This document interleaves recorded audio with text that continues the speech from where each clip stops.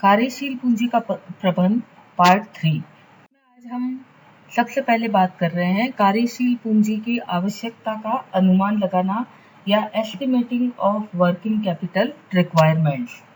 कार्यशील पूंजी की राशि का निर्धारण वित्तीय प्रबंधन के लिए एक महत्वपूर्ण और कठिन प्रक्रिया होती है।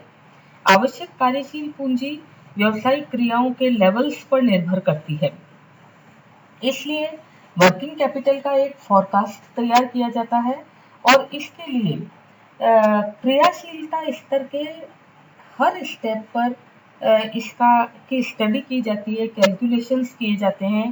ज़्यादातर कैलकुलेशन कैश बेसिस पे किए जाते हैं, जिससे ये ज्ञात हो जाता है कि इन फ्यूचर चालू संपत्तियों के लिए कितनी रोकड़ की आवश्यकता होगी और कितनी रोकड़ की उपलब्धि होगी। अतः कार्यशील पूंजी अनुमान में व्यवसाय की भावी आवश्यकताओं का निर्धारण किया जाता है, जिससे वित्तीय स्रोतों में आवश्यक तरलता बनाई रखी जा सके। कार्यशील पूंजी के अनुमान की विधियां। कार्यशील पूंजी का अनुमान लगाने के लिए प्राय दो तरह की विधियां उपयोग में ली जाती है। कुछ अन्य विधियां भी हैं जिनके बारे में भी हम चर्चा करेंगे। सबसे पहले हम बात कर रहे हैं चालू संपत्तियां एवं चालू दायित्व के पूर्वानुमान की विधि या forecasting of current assets and current liabilities method. कार्यशील पूंजी की आवश्यक राशि का निर्धारण करने के लिए यह विधि सबसे प्रचलित विधि है। इस विधि में चालू संपत्तियों एवं चालू दायित्वों का अनुमान लगाकर इसके अंतर की राशि को कार्यशील पूंजी माना जाता है। सबसे पहले चालू संपत्तियों के लिए मंथली या वीकली जितना भी फाइनेंस की आवश्यकता होगी उसका निर्धारण किया जाता है। बाद में जो मंथली रिक्वायरमेंट है उसको कुल अवधि से गुणा करके प्रत्येक चालू संपत्ति हेतु आवश्यक कार्यशील पूंजी की गणना कर ली जाती है। यानी हर महीने में जितनी आवश्यक होगी और कुल पीरियड में जितना आवश्यक होगा उसको मल्टीप्लाई कर लिया जाता है। चालू संपत्ति के प्रत्येक घटक के लिए कुल अवधि का अनुमान पिछले अनुभव, साख, स्कंद एवं भुगतान नीति के आधार पर लगाया जाता है। इस प्रकार ज्ञात संपत्तियों के कुल योग में से प्राप्त हो सकने वाली संभावित साख की राशि को घटाकर कार्यशील पूंजी की आवश्यक राशि का निर्धारण किया जाता है।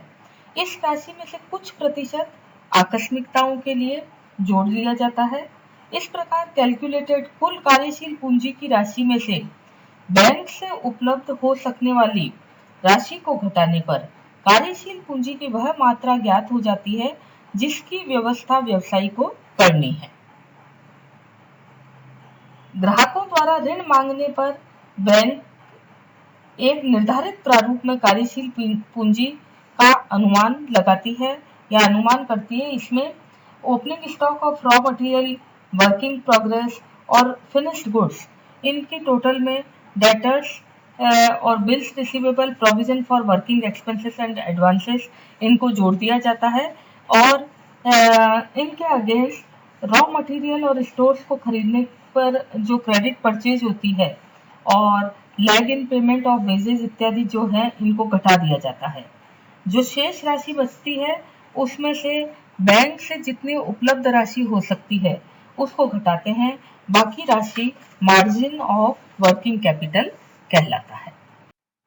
कार्यशील पूंजी का अनुमान लगाने के लिए दूसरी विधि है परिचालन चक्र विधि या ऑपरेटिंग साइकिल मेथड। परिचालन अवधि के अंदर व्यवसाय की रोकड़ कार्यशील पूंजी का अनुमान लगाया जाता है। रोकड़ कार्यशील पूंजी की गणना किसी अवधि के कुल परिचालन व्ययों में संबंधित अवधि के परिचालन चक्रों की संख्या का भाग देकर ज्ञात किया जाता है। अतः कार्यशील पूंजी का अनुमान लगाने के लिए परिचालन व्यय, परिचालन चक्र अवधि एवं परिचालन चक्रों की संख्या की गणना आवश्यक है, जिनको इस प्रकार या इस प्रक्रिया के द्वारा ज्ञात किया जाता है। सबसे पहले परिचालन व्यय या ऑपरेटिंग एक्सपेंसेस। किसी अवधि के परिचालन व्यय में उस अवधि की प्रत्यक्ष सामग्री, प्रत्यक्ष श्रम, प्रत्यक्ष व्यय और अप्रत्यक्ष व्यय यानी ओवरहेड शामिल होते हैं। इन व्ययों का अनुमान लागत लेखों से प्राप्त किया जाता है। ऐसे व्ययों के टोटल में से डेप्रिसिएशन, नॉन कैश एक्सपेंसेस इत्यादि को शामिल नहीं किया जाता है। इसी प्रकार कर राशि, लाभांश इत्यादि भी लाभ का नियोजन होने के कारण सम्मिलित नहीं किए जाते हैं। इन व्ययों की राशि का अनुमान लगाते समय भविष्य में उत्पादन में होने वाले परिवर्तन, संभावित मूल्य स्तर में परिवर्तन आदि का भी समायोजन कर लिया जाता है। प्रोसेस के अंदर दूसरा स्टेप है परिचालन चक्र की अवधि या पीरियड ऑफ ऑपरेटिंग साइकिल। परिचालन चक्र अवधि का अभिप्राय परिचालन की विभिन्न अवस्थाओं में लगने वाले कुल समय के योग से होता है। इसलिए सामग्री प्राप्ति से लेकर देनदारों की वसूली तक की अवधि में से लेनदारों द्वारा स्वीकृत अवधि का समायोजन करने के पश्चात शेष रहे समय से परिचालन चक्र की अवधि का अभिप्राय होता है। सबसे पहले सामग्री संग्रहण अवधि। यह वह अवधि होती है जिसमें सामग्री उत्पादन के लिए निर्गमन से पूर्व गोदाम या स्टोर में रहती है। इसकी गणना औसत सामग्री स्टॉक में दैनिक औसत उपभोग का भाग देकर होती है, यानी opening stock plus closing stock upon 2 divided by material consumed in the year divided by 365। या दूसरे शब्दों में हम कहें material storage period is equal to average stock for the year upon daily average usage से होता है। दूसरा प्रक्रिया अवधि या conversion period. Conversion period is equal to average stock of work in progress upon average factory cost of production, यानी ये कच्चे माल को निर्मित माल में लगने वाला औसत समय है। इसकी गणना अर्ध निर्मित माल के औसत स्कंद में औसत कारखाना लागत का भाग देकर ज्ञात की जाती है। इसी तरीके से निर्मित माल की औसत संग्रहण अवधि या period of storage of finished goods, इससे तात्पर्य माल के विक्रय से पूर्व गोदाम में पड़े रहने की अवधि से है। इसकी गणना निर्मित माल के औसत स्कंद में बिक्री माल की औसत लागत का भाग देकर ज्ञात की जाती है, यानी period of storage of finished goods is equal to average stock of finished goods upon average cost of goods sold. देनदारों से औसत वसूली अवधि या एवरेज कलेक्शन पीरियड। उधार विक्रय की राशि की वसूली में लगने वाला औसत समय देनदारों से औसत वसूली अवधि कहलाती है। इसका निर्धारण average collection period is equal to average debtors और accounts receivables upon daily average credit sales से होता है। इन चारों के टोटल में से लेनदारों को भुगतान अवधि का समायोजन किया जाता है। क्रेडिटर्स पेमेंट पीरियड, सामग्री आपूर्तिकर्ता से भी उधार की छूट मिलती है। इस अवधि से परिचालन चक्र की अवधि कम हो जाती है और व्यवसाय को कम कार्यशील पूंजी की आवश्यकता होती है। इसकी गणना creditors payment period is equal to average creditors upon average daily credit purchase से होता है। इसके बाद वर्ष के कुल परिचालन चक्रों की संख्या निकाली जाती है, number of operating cycles in the year. यहाँ पर ये कुल की जगह पुल टाइप हो गया है, तो थोड़ा सा इसको ध्यान दें।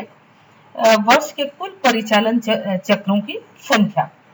परिचालन चक्र अवधि की गणना में यह देखा जाता है कि वर्ष के दौरान कुल कितने परिचालन चक्रों का फेरा होता है या आवर्त होता है। इसकी गणना इस प्रकार की जाती है, number of operating cycles in the year is equal to 365 divided by period of operating cycle. इसी तरीके से कार्यशील पूंजी की आवश्यक राशि या amount of working capital requirement, जिसके बारे में हम बात कर रहे हैं कि व्यवसाय के कुल नकद परिचालन व्ययों की राशि में से परिचालन चक्रों की संख्या का भाग देकर कार्यशील पूंजी की आवश्यकता का निर्धारण किया जाता है। Working capital requirement is equal to total operating expenses in the year divided by number of operating cycles in the year.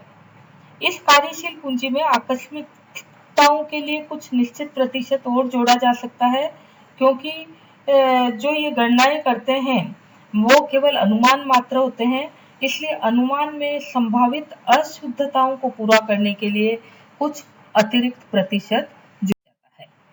कार्यशील पूंजी की आवश्यकता का अनुमान लगाने के कुछ और भी तरीके हैं। इसमें हम बात कर रहे हैं सबसे पहले प्रोजेक्टेड बैलेंस शीट मेथड।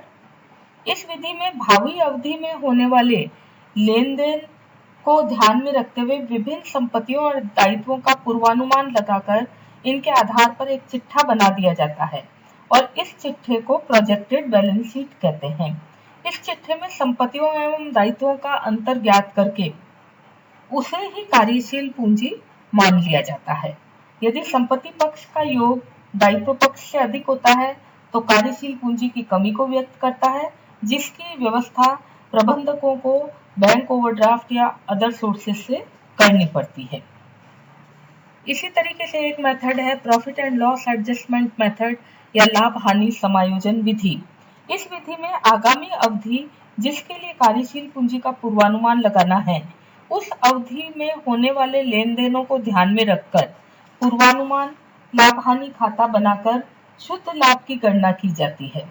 इस प्रकार ज्ञात शुद्ध लाभ में गैर रोकड़ मदें या नॉन कैश आइटम जैसे डेप्रिसिएशन, संपत्ति विक्रय पर हानि आदि राशि को और रोकड़ आगमन और रोकड़ बाह्यगमन मदों का समायोजन करके कार्यशील पूंजी में वृद्धि या कमी की गणना कर ली जाती है।